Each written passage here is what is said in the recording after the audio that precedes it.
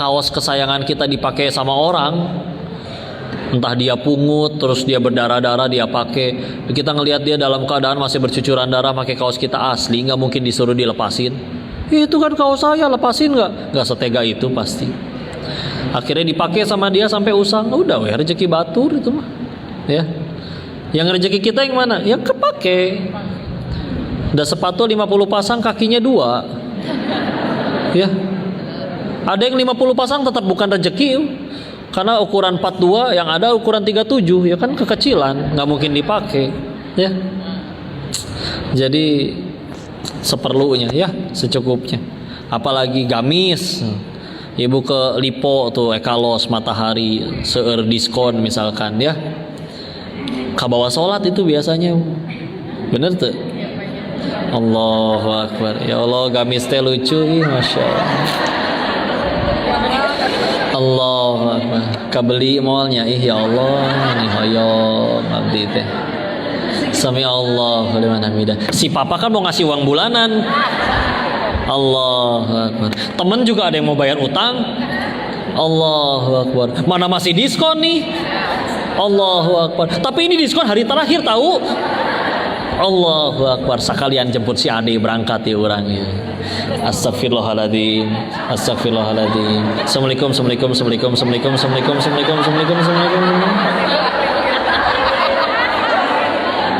Asa bedanya. Coba bu, khusyuk teh bu. Makanya biar khusyuk kita beli dulu gamisnya kok. Bisaan si ibu emang asli. Ya. Punten lah bu, anggaplah akhirnya kebeli. Kadang suka ada yang nyeletuk, beli apa udah banyak ye, bisa ya kondangan. Ternyata nggak ada yang ngondang-ngondang, kan sakit hati. Ya. Taruh di lemari. Sibuk kerja, sibuk ini, sibuk itu, sibuk apa. Akhirnya baru ketemu lagi 5 tahun kemudian pas pindahan. Mau dicobain, nggak bisa kan, makin bahagia ya. Udah gemoy sekarang ya. Adeknya lewat masih singset. Dek buat kamu aja. Serius kah? Aku dari dulu pengen tapi nggak berani bilang. Dipakai weh sampai akhirnya usang. Berarti rezeki siapa? Adeknya. Iya kan?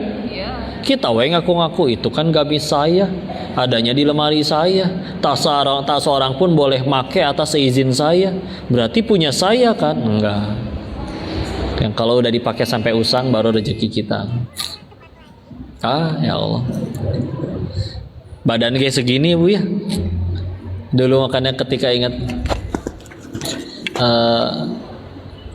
ini khutbahnya Umar bin Khattab ya, masya Allah. Ketika jadi pemimpin, kalau zaman sekarang berarti beliau ketika jadi presiden. Kalau beliau pernah berkata, aku akan mengurus harta negara sebagaimana aku mengurus harta anak yatim. Karena aturannya ketat kan, ngurus harta anak yatim. Dan selagi aku mampu, karena beliau punya usaha, punya bisnis ya, aku nggak akan mengambil, istilahnya nggak ngambil gaji sedikit pun. Kalaupun ternyata harus ngambil karena nggak cukup, beliau bahkan menspesifikasikannya apa saja yang dia ambil. Beliau menyebutkan apa saja akan beliau ambil. Satu baju untuk musim panas, satu baju untuk musim dingin, dan satu kendaraan untuk pergi ke Baitullah. Udah itu doang. Udah itu doang.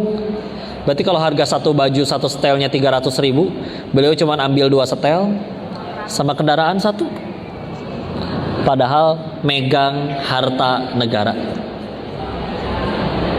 Itu Umar ya.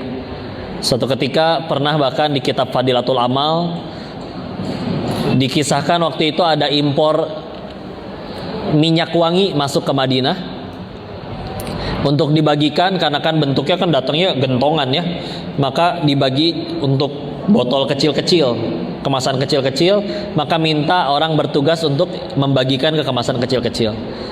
Ceritanya ada yang nyeletuk, kenapa engkau tidak ikut membagikan wahai Amirul Mukminin? Kata Sayyidina Umar, kalau aku ikut bagiin maka pasti tersentuh. Jika tersentuh lalu kubasuh ke bajuku, berarti aku baru saja mengambil yang bukan hakku. Perkara minyak wangi katoel ge meni embung kena badan, takut itu bukan haknya.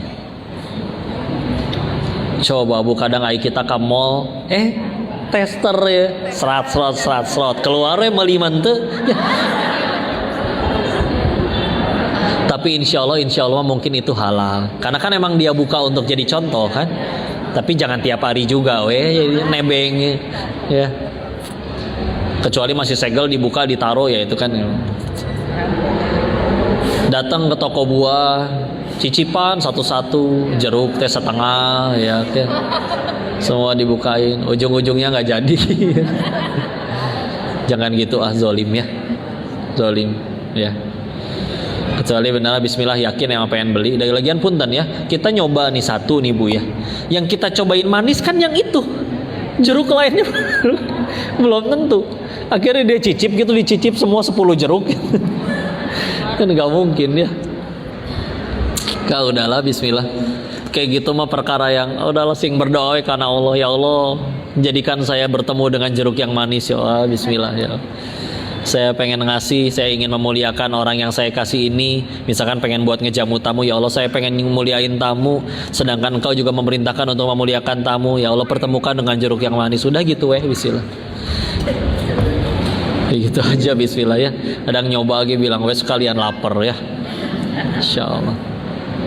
Selagi yang punyanya mengikhlaskan, ridho, halal. Cuman kan bener Bu, kudu hati-hati Bu ya. Salah satu bukti iman itu kan dia makin hati-hati ya.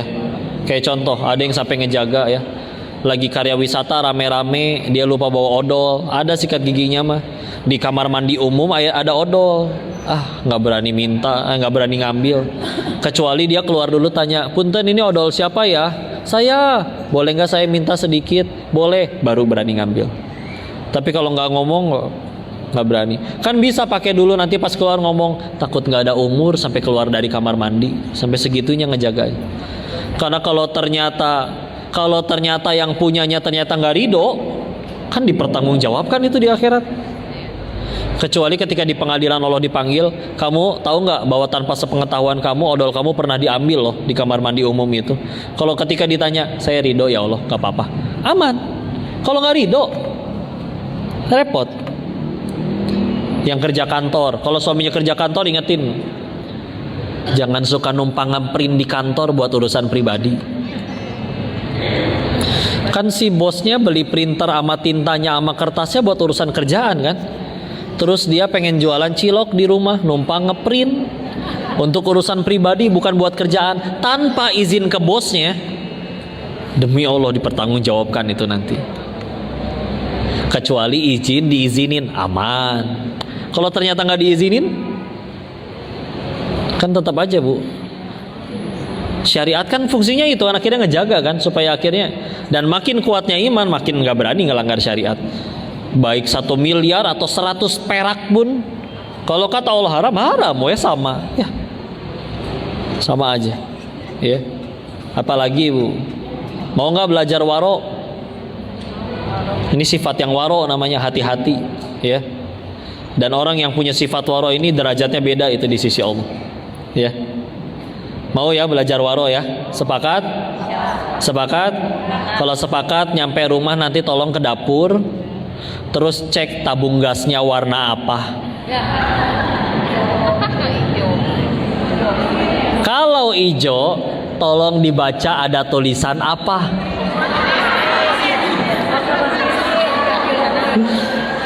Hanya untuk Bu, ibu kan gak miskin kali Bu ya.